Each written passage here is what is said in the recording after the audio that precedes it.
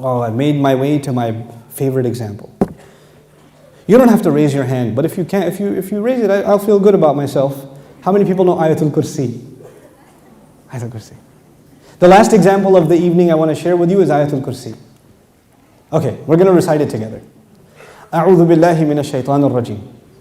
الله لا إله إلا هو الحي القيوم لا تأخذه سنة ولا نوم له ما في السماوات وما في الأرض من ذا الذي يشفع عنده إلا بإذنه يعلم ما بين أيديهم وما خلفهم ولا يحيطون بشيء من علمه إلا بما شاء وسع كرسيه السماوات والأرض وهو العلي العظيم. Ayat-ul-Kursi is made up of 9 sentences. Ayat-ul-Kursi has 9 sentences. I'll walk you through them. Allahu la ilaha illa huwa al-hayyul qayyum, number 1. La ta'khudhuhu sinatun wa la nawm, number 2. Lahu ma fis samawati wa ma fil ard, number 3. What's number 4? Man dha alladhi yashfa'u 'indahu illa bi idhnihi, that's number 4. يَعْلَمُ مَا بَيْنَ أَيْدِيهِمْ وَمَا خَلْفَهُم, number 5. Then, وَلَا يُحِيطُونَ بِشَيْءٍ مِّنْ عِلْمِهِ إِلَّا بِمَا شَاءَ, number 6. Then, وَسِعَ كُرْسِيُّهُ السَّمَاوَاتِ وَالْأَرْضِ, number 7. وَلَا يَؤُودُهُ حِفْظُهُمَا, number 8. وَهُوَ الْعَلِيُّ الْعَظِيمُ, number 9. 9 sentences. The first sentence is Allahu la ilaha illa huwa al-hayyul qayyum. It's a beautiful sentence which ends with 2 of Allah's names. What are those 2 names? Al-Hayy, Al-Qayyum, the living and the source of all establishment. Everything stands and exists and is maintained because of Allah.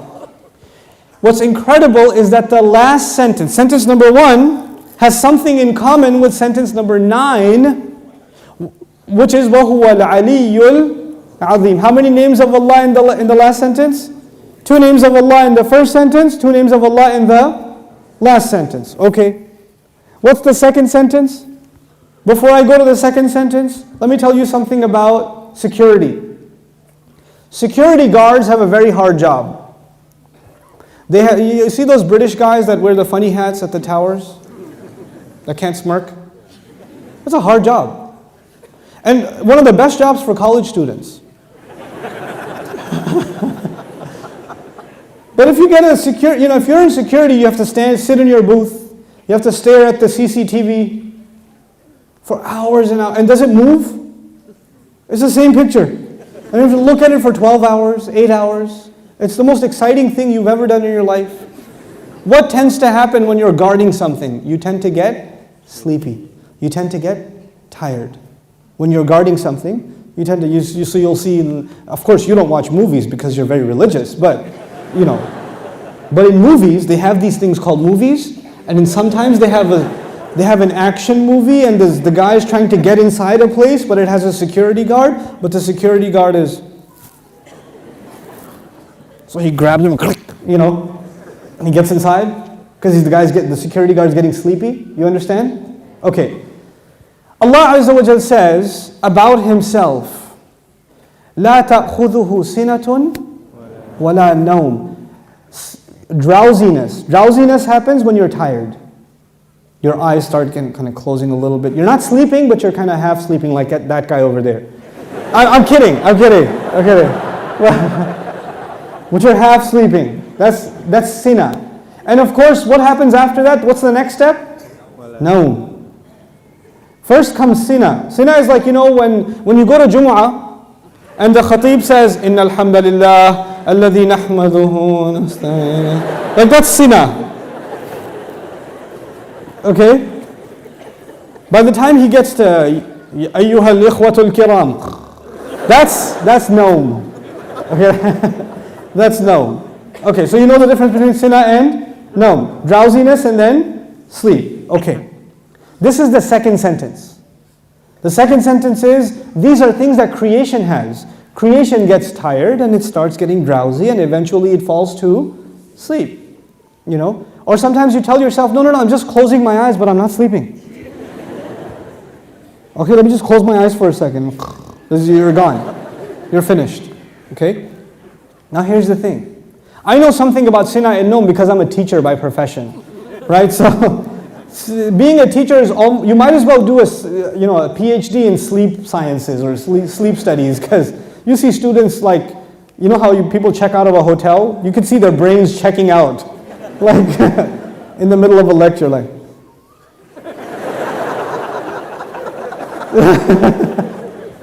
It's the best.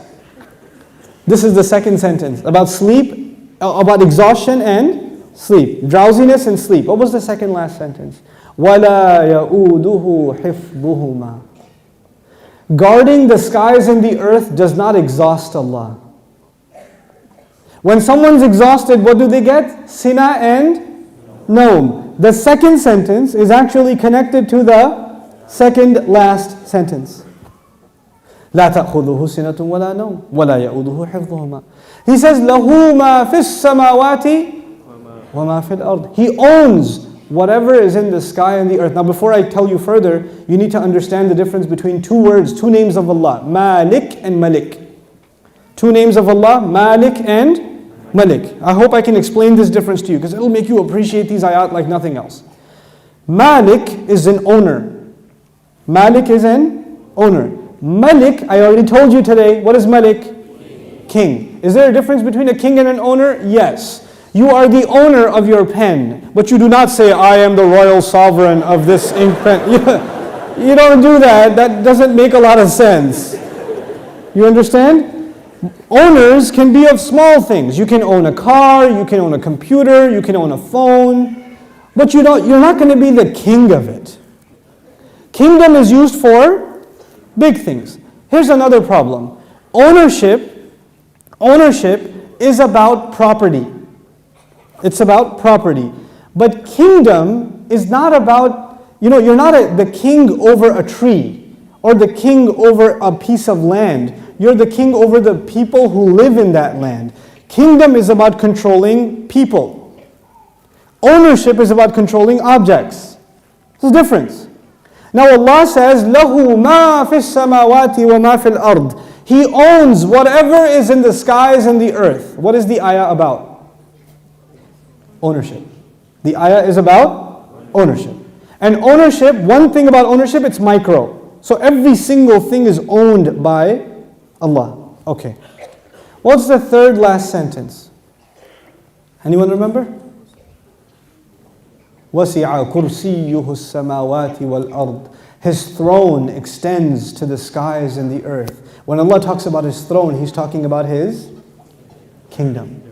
One dimension of control is ownership. The other dimension is kingdom. Both completing the picture. Because if you're just an owner, you're not a king. And if you're just a king, you're not an... Oh, and by the way, let me tell you the difference also. Nowadays in some countries we have kings. You can be the king of an island. But does that mean you own everything in that island? No. Allah is the owner of all things and the king of all things. Both of them are necessary. Just because you own, and by the way, it could be that somebody owns all the property but they're not the king. Is that possible? They own the property but the king is someone else. So they have property ownership but somebody else has authority. Or somebody has authority and no property ownership. But Allah is Malik and He is Malik. The Malik part of Allah's attribute, لَهُ مَا فِي السَّمَاوَاتِ وَمَا فِي الْأَرْضِ. Third sentence. The kingdom of Allah, وَسِعَ كُرْسِيُّهُ السَّمَاوَاتِ وَالْأَرْضِ. Okay. What's the fourth sentence? Let's go back. Allahu la ilaha illa huwa al-hayyul qayyum. La ta'khudhuhu sinatun wa la nawm. Lahu ma fi as-samawati wa ma fi al-ard. What's next? Man dhal ladhi yashfa'u 'indahu illa bi idhnihi. Let's understand this ayah first. Who will come and make shafa'ah with Allah except unless He gives permission? In other words, what is shafa'ah? Shafa'ah, if you don't understand the concept, because we use big English words like intercession. But let's make it simple. Shafa'ah means you got connections. Shafa'ah means that you were about to lose your job, but your uncle is the manager and he came and said, no, he's with me. Okay, Balo. He's good. That's shafa'ah. On Judgment Day, we are in trouble possibly, and then somebody comes and says, no, they're with me. They're with me. Go easy on them, please. We beg Allah Azza wa Jal to qualify us for the shafa'ah of Rasulullah sallallahu alaihi wasallam. And Allah says, nobody will come for you. Your uncle, your cousin, your dad, your mom, your boss. You're not going to come for you on Judgment Day and say, Ya Allah, actually he's not going to happen on that day. We're good. You know, nowadays you can do that. They're with me, VIP pass, so you can go inside. No, not over there. There's no VIP ticket. Except, the only exception is if Allah gives permission. So this ayah is about nobody having any authority unless Allah gives it to them. Nobody will have any authority, and the only exception, and the word exception is important, the exception is if Allah gives it to them. You clear about that? Yes. Okay. وَلَا يُحِيطُونَ بِشَيْءٍ مِّنْ عِلْمِهِ. They know nothing, they can control, they encircle nothing of His knowledge. إِلَّا, except بِمَا شَاءَ. The fourth sentence and the sixth sentence are both about a statement about Allah and the only exception. The statement was, nobody has authority to make a case except whoever Allah gives permission. They have no knowledge except whoever He wants to give knowledge to. Otherwise they know nothing. وَلَا يُحِيطُونَ بِشَيْءٍ مِّنْ عِلْمِهِ إِلَّا بِمَا شَاءَ. The fourth and the sixth sentence are correlated. The first and the ninth, the second and the eighth, the third and the seventh, the fourth and the sixth. What's left? Middle sentence?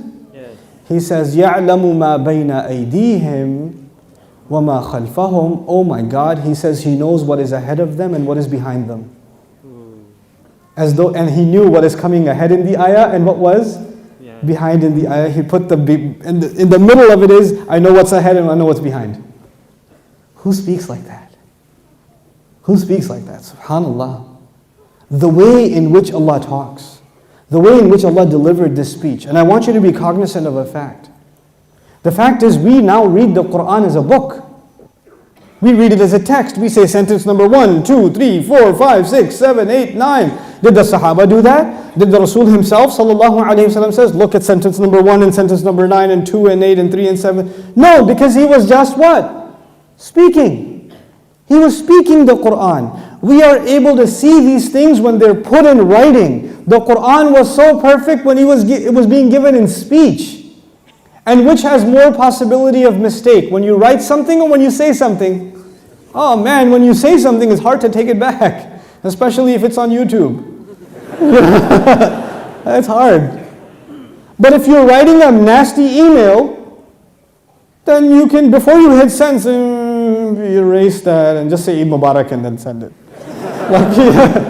You have a chance to take it back. But when you're saying something, it's done. There's no room to edit. There's no room to fix. Allah Azza wa Jal revealed this Quran not in writing. He revealed it in speech. He revealed it in speech. You know, I've sat with linguists, non-Muslim linguists, and I've shared some of these things with them, and they refuse to believe that the Quran is spoken. They refuse to believe it. They say it has to be written. It can't be spoken. I was like, you're right, it is written, just not in this world. It is written. You know, it's fi lawh al-mahfuz. It is written. But it was given to Rasulullah as speech. So it would become very clear to anybody who listens, this cannot be from a human being.